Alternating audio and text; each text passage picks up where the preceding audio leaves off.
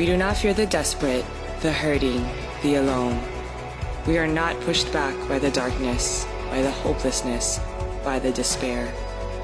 We do not hinder those who are searching. We do not silence those who are crying. And we do not pass by those who are reaching out.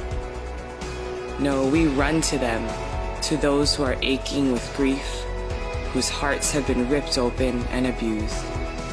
We stand with the ones who have been broken, worn down, and discouraged.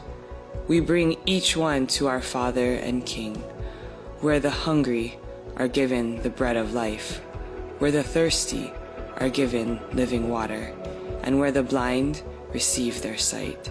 For them we run, into the night, into the darkness, into the despair, until the sound of desperation becomes a song of freedom, until the sound of desperation becomes a sound of victory.